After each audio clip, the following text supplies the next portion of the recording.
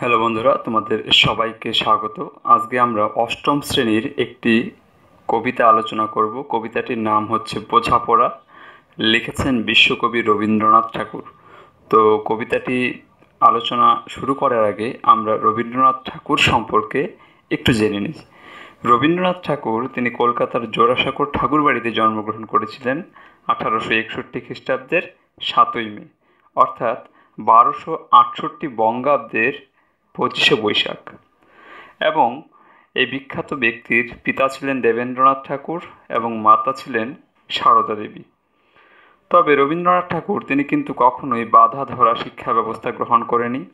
তিনি পাঠশালার মধ্য দিয়ে তিনি শিক্ষা ব্যবস্থা গ্রহণ করেছিলেন এবং ধীরে ধীরে তিনি তার নিজের যে প্রতিভা তা ফুটিয়ে তুলেছিলেন। এবং তার বিখ্যাত বেশ কিছু লেখাও রয়েছে। মূলত বলা যায় যে বাংলা সাহিত্যে রবীন্দ্রনাথ ঠাকুর ব্যতীত এই সাহিত্য কোনোভাবেই সম্ভব নয়। তো তার বিখ্যাত যে গীতাঞ্জলি কাব্যগ্রন্থ রয়েছে, যাকে সংস অফারিং বলা হচ্ছে, এবং এর জন্য তিনি নোবেল পুরস্কার পেয়েছিলেন। এর পাশাপাশি তিনি কিন্তু জাতীয়তাবাদী মন্ত্রেও দীক্ষিত ছিলেন, কারণ আমরা জানি যে 1919 খ্রিস্টাব্দে জালিয়ানওয়ালাবাগে হত্যাকাণ্ডে সেখানে কিন্তু তিনি তার ইংরেজদের দেওয়া যে নাইট উপাধি তা কিন্তু তিনি পরিত্যাগ করেছেন। যাই হোক, কবিতাটি একটু বড়, তাই এই বিষয়ে আর কিছু না বলে আমরা কবিতাটি শুরু করব। তো এর আগেও আমাদের যেটা জেনে নিতে হবে সেটা হচ্ছে এই কবিগুরু রবীন্দ্রনাথ ঠাকুর তিনি যে এই বোঝাপড়া কবিতাটি নিয়েছেন সেটা হলো তার খনিকা নামক একটি কাব্যগ্রন্থ থেকে। খনিকা নামক কাব্যগ্রন্থ থেকে এই বোঝাপড়া কবিতাটি নেওয়া হয়েছে। এবার চলো আমরা এই কবিতাটি আলোচনা শুরু করি। কবিতার নাম হলো বোঝাপড়া। বোঝাপড়া বলতে বোঝাপড়া শব্দটির অর্থ হচ্ছে মীমাংসা, অর্থাৎ কিছু বুঝে নেওয়া, এবং বোঝাপড়া করা অর্থাৎ মীমাংসা করে নেওয়া। তো প্রথমে যে রয়েছে দেখো লাইনটি, মনের এ আজ কহ যে ভালো মন্দ যাহাই আসুক সত্যের এলো সহজে। আসলে কবিতাটি রবীন্দ্রনাথ ঠাকুর যখন লিখেছেন তখন এই কবিতাটিকে কিন্তু অনেক সময় রূপকের ব্যবহার করেছেন, অর্থাৎ তিনি কোনো কিছুর সঙ্গে উপমা দিয়ে বা উদাহরণ দিয়ে তিনি বোঝানোর চেষ্টা করেছেন। তো প্রথমে তিনি বলেছেন যে মনেরে আজ কহ যে, অর্থাৎ মনকে তিনি বলতে বলেছেন। কি বলতে বলেছেন? ভালো মন্দ যাহাই আসুক সত্যের এলো সহজে। অর্থাৎ ভালো মন্দ জীবনে যাই আসুক না কেন সত্যকে কিন্তু গ্রহণ করতে হবে, সত্যকে কখনো ত্যাগ করা চলবে না। সেই সত্য ভালো হতে পারে এবং সেই সত্য মন্দও হতে পারে। তাই তিনি বলেছেন মনকে এটা বোঝাতে হবে যে ভালো বা মন্দ যাই আসুক না কেন তাকে কিন্তু গ্রহণ করতে হবে, এবং সেটা অতি সহজে গ্রহণ করতে হবে। কেউ বা তোমায় ভালোবাসে, কেউ বা বাসতে পারে না যে, কেউ বিকিয়ে আছে, কেউ বা সিকি পয়সার ধারে ধারে না যে। অর্থাৎ তিনি বলছেন যে কেউ তোমাকে ভালোবাসতে পারে, আবার কেউ তোমাকে ভালো নাও বাসতে পারে। সবার পক্ষে সেটা সম্ভব নয় এবং সবাই একরকম নয়, প্রত্যেকেই আলাদা আলাদা বৈশিষ্ট্যে তৈরি। তাই কেউ তোমাকে ভালোবাসতেও পারে, কেউ তোমাকে ভালোবাসতে নাও পারে। আবার কেউ বলছে যে কেউ বিকিয়ে আছে, কেউ বা সিকি পয়সার ধারে নাচে। কেউ বিকিয়ে আছে বলতে নিজেকে কেউ বিক্রি করে দিয়েছে, অর্থাৎ তার নিজস্ব সত্তা বলতে কিছু নেই, এরকম লোকও এই সমাজে রয়েছে। আবার এর পাশাপাশি এমন রয়েছে যে কেউ সিকি পয়সার ধারে নাচে। ধারে বলতে ধার করা বা ঋণ করা, অর্থাৎ সিকি পয়সা বলতে 4 আনাকে বোঝানো হচ্ছে, 16 আনা 1 টাকা, এবং তার 4 ভাগের 1 ভাগ হচ্ছে সিকি পয়সা বলা হয়, 4 আনা যেটা। তো এই সিকি পয়সারও কেউ ঋণ নেয় না। তো এরকম বিপরীত ধর্মী লোক কিন্তু তোমরা দেখতে পারবে। কেউ তোমাদের ভালোবাসবে, কেউ ভালোবাসতে পারবে না, কেউ নিজেকে বিকিয়ে দিয়েছে, আবার কেউ সিকি পয়সার ঋণও করে না। এবং এই লাইনগুলো সম্পর্কে আবার বলেছেন তিনি, কতকটা যে স্বভাব তাদের, কতকটা বা তোমারও ভাই, কতকটাই ভবের গতিক, সবার তরে নহে সবাই। এখন বলছে যে এরকম কেন মানুষ, কেউ ভালোবাসতে পারছে না, কেউ তোমাকে ভালোবাসবে, কেউ বিকিয়ে আছে, কেউ সিকি পয়সার ধার ধারে না যে। তো কেন সেটা? কারণ হচ্ছে এটা কিছুটা হচ্ছে স্বভাব তাদের, সেই ব্যক্তিদের স্বভাবই এরকম। আর কিছুটা হচ্ছে তোমার স্বভাবও আছে। কারণ তুমিও সেই ব্যক্তিদের থেকে আলাদা নও। আবার কিছুটা হচ্ছে এই ভবের গতি, অর্থাৎ এই বিশ্ব ব্রহ্মাণ্ড বা এই ভুবন যে রয়েছে, এই ভুবন বা এই জগতের গতি এরকম, এর নিয়মই এরকম, সবার তরে নহে সবাই। আবার এখানে বলেছে যে সবার তরে, অর্থাৎ সবার জন্য কিন্তু সবাই নয়। তুমি যদি সবাইকে মনে করো তোমার নিজের, বা সবাই তোমাকে মনে করবে নিজের, সেটা কিন্তু কখনোই সম্ভব না। তাই তিনি স্পষ্ট বলে দিয়েছেন যে সবার তরে নহে সবাই। তোমায় কতক ফাঁকি দেবে, তুমিও কতক দেবে ফাঁকি, তোমার ভোগে কতক পড়বে, পরের ভোগে থাকবে বাকি। এই চারটি লাইন সম্পর্কে জেনে নিয়ে চলো। তোমায় কতক ফাঁকি দিবে, অর্থাৎ অনেক ব্যক্তি এরকম থাকবে যারা তোমাকে ফাঁকি দেওয়ার চেষ্টা করবে নানানভাবে, এবং তারা নিজেদেরকে চালাক প্রতিপন্ন করার চেষ্টা করবে। তুমিও কতক দেবে ফাঁকি। আবার তুমি নিজের সম্পর্কে ভেবে দেখো, তুমিও বা অনেকজনকে ফাঁকি দেওয়ার চেষ্টা করেছো। যে তোমাকে ফাঁকি দিয়েছে তাকে তুমি ফাঁকি নাও দিতে পারো, কিন্তু অন্য কাউকে তুমি দেওয়ার চেষ্টা করেছো। তাই বলেছে তুমিও কতক দেবে ফাঁকি, তোমার ভোগে কতক পড়বে, পরের ভোগে থাকবে বাকি। এবার তুমি যে ফাঁকি দিয়েছো যাকে, তার ফল কিন্তু তোমাকেও ভোগ করতে হবে। শুধু তুমি ভোগ করবে না, তোমাকে যে ফাঁকি দিয়েছে সেই ফাঁকি কিন্তু, যে ফাঁকি দিয়েছে তাকেও কিন্তু ভোগ করতে হবে, অর্থাৎ পরের ভোগে থাকবে বাকি। মানধাতারি আমল থেকে চলে আসছে এমনি রকম, তোমারই কি এমন ভাগ্য, বাঁচিয়ে যাবে সকল জখম। এখন দেখো এই চারটি লাইন সম্পর্কে বলা হচ্ছে যে মানধাতারি আমল থেকে, অর্থাৎ তোমাকে কেউ ফাঁকি দিবে, তুমি কাউকে ফাঁকি দিবে, এই ফাঁকি দেওয়ার চিন্তা ভাবনা, ফাঁকি দেওয়ার কার্যকলাপ মানধাত্তার আমল থেকে চলছে। এবার মানধাত্তা এই শব্দটার অর্থ কি? মানধাত্তা বলতে পুরাণ অনুসারে, তোমরা জানো যে হিন্দু ধর্মে অষ্টাদশ পুরাণ রয়েছে, সেই পুরাণ অনুসারে বলা হয় যে রাবণের সমসাময়িক এক রাজা ছিল, তার নাম হচ্ছে মানধাত্তা। অর্থাৎ এখানে মানধাত্তার আমল বলতে অনেক প্রাচীন যুগের কথা বলা হয়েছে। তাই বলছে অনেক প্রাচীন কাল থেকেই এরকম ফাঁকি দেওয়ার চিন্তা ভাবনা চলে আসছে। একজন আরেকজনকে ফাঁকি দিচ্ছে, তুমিও ফাঁকি দিচ্ছ এবং তোমাকেও ফাঁকি দিচ্ছে। এখানে তুমি বলতে কিন্তু সমগ্র মানব জাতির কথা বোঝানো হয়েছে। অর্থাৎ ফাঁকি দেওয়ার একটা খেলা চলে আসছে। এরপর বলছে যে তোমারই কি এমন ভাগ্য, বাঁচিয়ে যাবে সকল জখম। অর্থাৎ তুমি কি নিজেকে খুব ভাগ্যবান মনে করো যে অন্যকে ফাঁকি দিবে কিন্তু তুমি তার ফল ভোগ করবে না? তোমাকে কিন্তু তার ফল ভোগ করতে অবশ্যই হবে। অর্থাৎ তোমার ভাগ্য কিন্তু তোমাকে বাঁচাতে পারবে না, তোমাকেও ফল ভোগ করতে হবে। তারপরে বলছে মনের আজ কহ যে,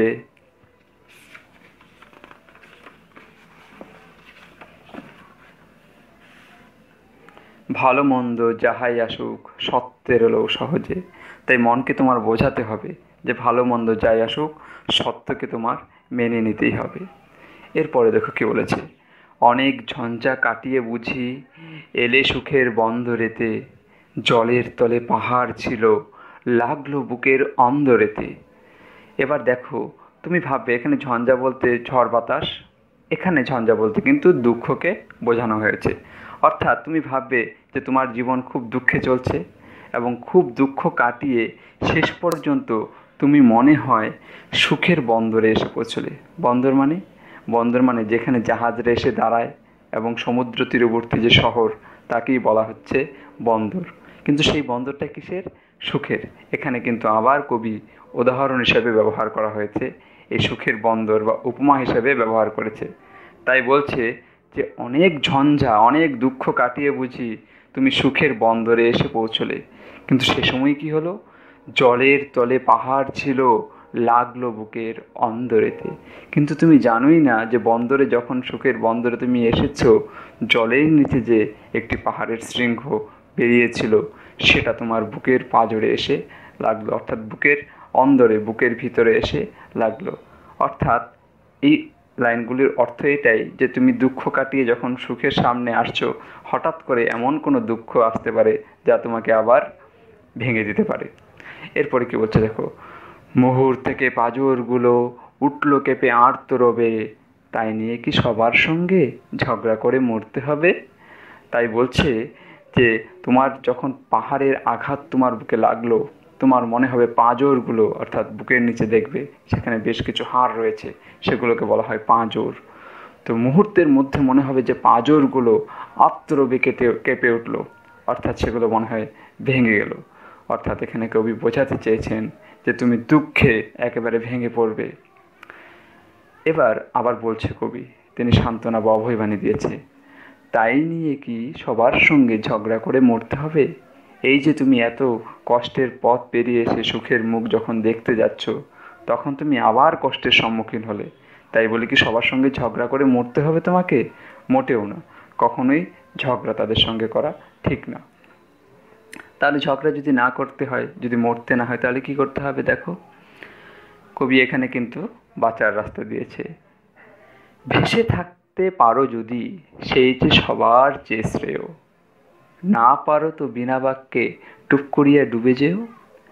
যদি তুমি যখন সুখের বন্দরে এসে পৌঁছাচ্ছ, তখন নিচে যে পাহাড়ের চূড়ো রয়েছে সেটাতে তোমাকে, অর্থাৎ দুঃখ তোমাকে একেবারে বিমর্ষ করে দিল, তাই বলে তোমাকে ঝগড়া করলে চলবে না, সবার সঙ্গে বিবাদ করে চলবে না।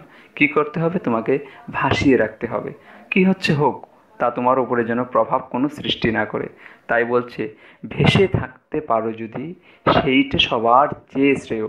এটা সব থেকে ভালো। তুমি যদি চুপচাপ ভেসে থাকতে পারো, তাহলে এটা সবচেয়ে ভালো।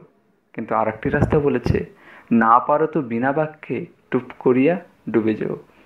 কিন্তু তুমি যদি সেটা না পারো, ভেসে থাকতে যদি না পারো, তাহলে কি করবে? তোমাকে কেউ দুঃখ দিলে কি তার সঙ্গে তোমাকে ঝগড়া করতে হবে? কখনোই নয়। তুমি চুপ করে থাকো, তোমাকে কিচ্ছু বলার প্রয়োজন নেই। তাই এখানে তিনি বলেছেন টুপ করিয়া ডুবে যেও। এখানে কিন্তু তোমরা কখনোই এটা মনে করবে না যে টুপ করিয়া ডুবে যেও মানে তুমি মরে যাও, মোটেও না। বলা হয়েছে টুপ করিয়া ডুবে যেও মানে তোমাকে কথা বলার কোনো প্রয়োজন নেই, বিনা বাক্যে, অর্থাৎ কোনো বাক্য, কোনো কথা তোমার এখানে অপচয় করার প্রয়োজন নেই। তুমি চুপ করে তাদের সামনে থেকে সরে যাও। তাই তিনি এটা বলেছেন। এরপরে কি বলেছে দেখো,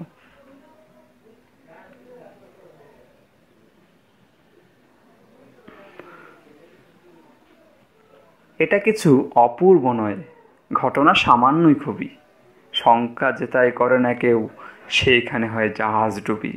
এখানে আবার কি বলেছে তোকে, এখানেও তিনি উপমা ব্যবহার করেছেন যে এই যে তোমার হঠাৎ করে সুখের বন্দরে আসার পর হঠাৎ করে পাহাড়ের ধাক্কা লাগলো, তো সেখান থেকে হঠাৎ করে যদি লাগে তাহলে কি হয়?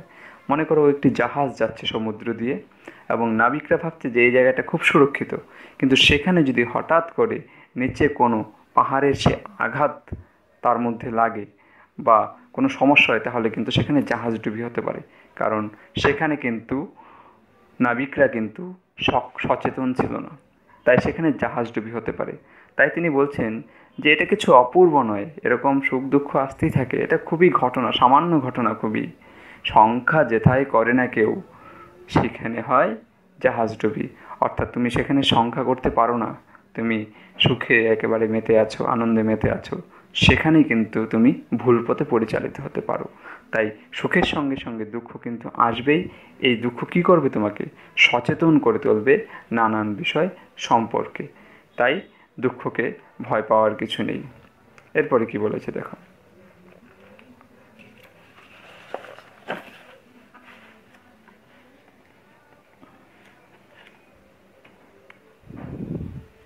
মনেরে তাই কহ যে ভালো মন্দ যাহাই আসুক সত্যের এলেও সহজে। তাই বলছে যে মনকে তাই বোঝাও, সত্যকে গ্রহণ করতে হবে, সেটা ভালো বা মন্দ যাই হোক না কেন। এরপরে কি বলেছেন দেখো, তোমার মাপে হয়নি সবাই, তুমিও হওনি সবার মাপে, তুমি মরো কারো ঠেলায়, কেউ বা মরে তোমার চাপে। অর্থাৎ তোমার মাপে হয়নি সবাই বলতে, তোমার মাপে সবাই হয়নি, সবাই তোমার মনকে খুশি রেখে চলবে, এটা কিন্তু সম্ভব না। তাই তিনি বলেছেন যে তোমার মাপে সবাই হয়নি, আবার তুমি যে সব সময় সবাইকে খুশি রেখে চলবে এটাও সম্ভব নয়। তাই বলেছে তুমিও হওনি সবার মাপে, অর্থাৎ তোমার মাপেও সবাই হয়নি এবং তুমিও কিন্তু সবার মাপে হওনি। তুমি মরো কারো ঠেলায়, কেউ বা মরে তোমার চাপে। অর্থাৎ তুমি এমন কোনো ব্যক্তির ঠেলায় মরছো যে তোমাকে দুঃখ দিচ্ছে, তাই তুমি তার ঠেলায় মরছো, কষ্ট পাচ্ছ, কিন্তু ভেবে দেখবে তুমিও কাউকে কিন্তু দুঃখ দিচ্ছ, তাই তোমার চাপেও কেউ মরছে। এটা খুব ইন্টারেস্টিং কথা তিনি বলেছেন। তবু ভেবে দেখতে গেলে এমনি কিসের টানাটানি, তেমন করে হাত বাড়ালে সুখ পাওয়া যায় অনেকখানি। অর্থাৎ তিনি বলেছেন কি, দেখো যে তবু যদি ভেবে দেখো তুমি যে এমনি কিসের টানাটানি, এত টানাটানি কিসের? তুমি যে তোমাকে সুখ দিচ্ছে না তার কাছে তুমি সুখ চাচ্ছ, আর যে তোমাকে সুখ দিচ্ছে তাকে তুমি পাত্তা দিচ্ছ না। এত টানাটানি করার কিছু নেই। তেমন করে তুমি যদি হাত বাড়াও, ভালো করে যদি হাত বাড়াও, তাহলে দেখবে সুখ পাওয়া যায় অনেকখানি। অর্থাৎ তুমি যতটুকু সুখ পাচ্ছ তা নিয়ে যদি আনন্দে থাকতে পারো, তাহলে দেখবে তোমার কাছে সেই সুখের মূল্য অনেক।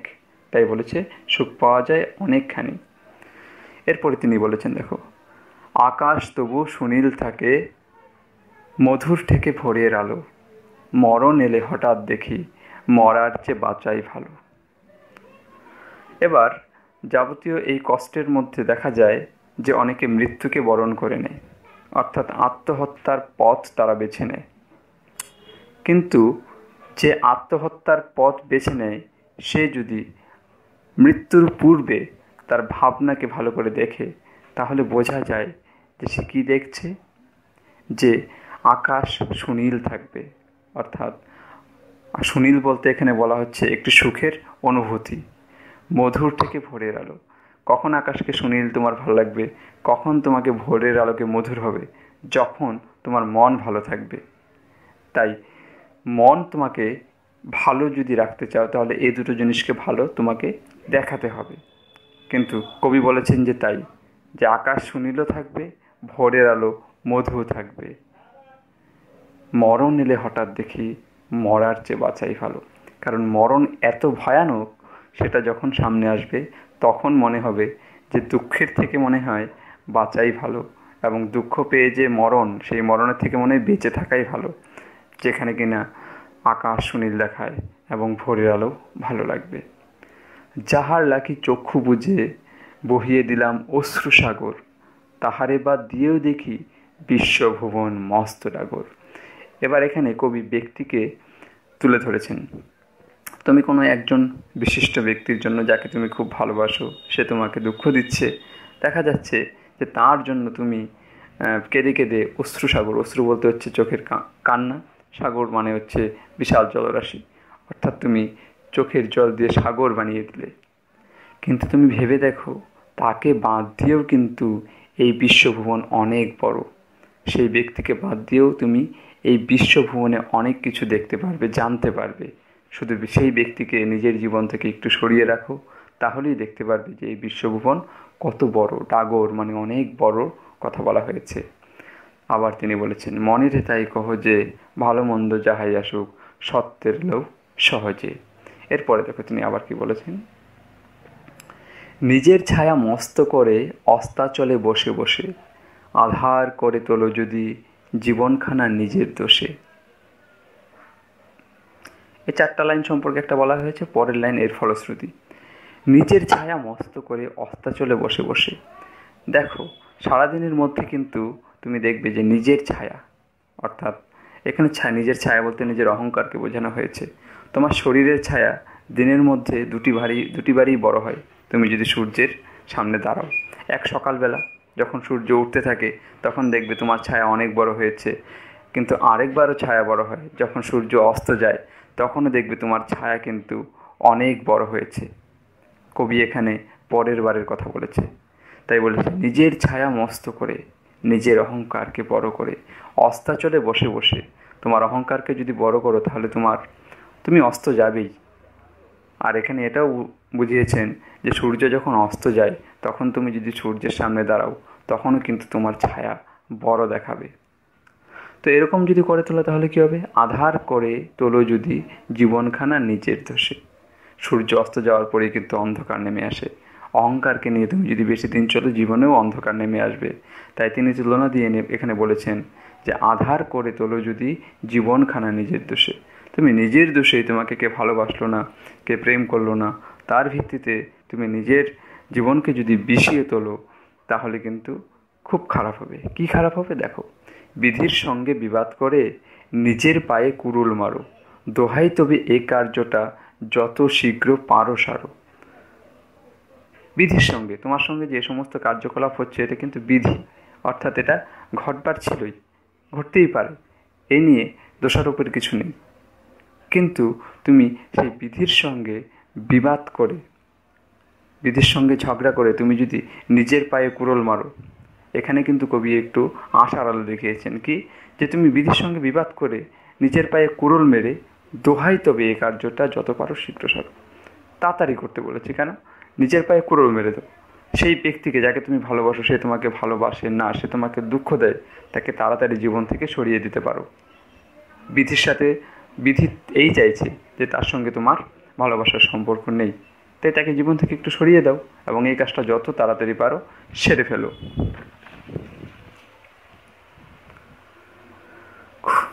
খুব খানিকটা কেঁদে কেটে অশ্রু ঢেলে ঘরা ঘরা মনের সঙ্গে একরকমে করে নেবাই বোঝাপড়া। অর্থাৎ তিনি বলেছেন যে তুমি খুব কাঁদো, খুব কান্না করো, খুব নিজেকে বোঝাও, সব বুঝিয়ে মনের সঙ্গে একটু বোঝাপড়া করে নাও। ঘরা ঘরা মানে বড় বড় পাত্রতে তুমি চোখের জল ঢেলে একদম ভর্তি করে দাও, কিন্তু এরপরেও মনের সঙ্গে একটু বোঝাপড়া করে নাও, মীমাংসা করে নাও। তাহার পরে আধার ঘরে প্রদীপখানি জ্বালিয়ে তোলো, ভুলে যা ভাই কাহার সঙ্গে কতটুকুন তফাৎ হলো। এরপর তুমি অন্ধকার ঘরে একটি প্রদীপ জ্বালাও, অর্থাৎ তোমার অন্ধকার মনে একটি প্রদীপ জ্বালাও এবং প্রদীপ জ্বালিয়ে সেখানে সব কিছু ভুলে যাও। এবং কি ভুলতে হবে, কাহার সঙ্গে কতটুকুন তফাৎ। আমরা মূলত নিজে কতটুকু উন্নত বা কতটুকু অবনতি তা কিন্তু আমরা ঠিক করি অন্যকে দেখে, এবং অন্যকে দেখে অনবরত যদি এটা করতে থাকি তাহলে আমরা অন্যের মতন হওয়ার চেষ্টা করি এবং নিজেকে আমরা হারিয়ে ফেলি। অন্যকে লক্ষ্য রাখতে হবে, কিন্তু তাকে সম্পূর্ণ অনুসরণ করতে হলে দুঃখ ছাড়া কিন্তু কিছুই পাওয়া যায় না। তাই বলছে কার সঙ্গে কতটুকুন তফাৎ, এগুলো ভুলে যাও, সব কিছু ভুলে যাও। ভুলে গিয়ে মনকে বোঝাও এবং বুঝিয়ে কি, মনেরে তাই কহ যে ভালো মন্দ যাহে আসুক সত্যের সহজে। অর্থাৎ মনকে এটাই বোঝাতে হবে তোমার শেষ পর্যন্ত, যে মনকে কিন্তু সত্যকেই সহজে নিতে হবে। মনকে সত্যকে নিতে যত কষ্ট হবে ততই কিন্তু সমস্যা তৈরি হবে, ততই কিন্তু কষ্টে ভুগতে হবে। তো বন্ধুরা, কবিতাটি এতটুকুই ছিল। এর পরবর্তীতে যে প্রশ্নগুলো ছিল সেগুলো তোমরা যদি চাও তাহলে অবশ্যই আলোচনা করব, তোমরা কমেন্ট বক্সে কমেন্ট করো। আজকের জন্য এতটুকুই। অনেক অনেক ভালো থেকো, ধন্যবাদ। এবং এই বর্তমান যে আবদ্ধ পরিস্থিতি, এতে তোমরা অবশ্যই বাড়িতে থাকবে, বাড়ি থেকে বেরোবে না। সুস্থ দিনের আশায় আমরা সবাই থাকবো। অনেক অনেক ভালো থেকো, ধন্যবাদ।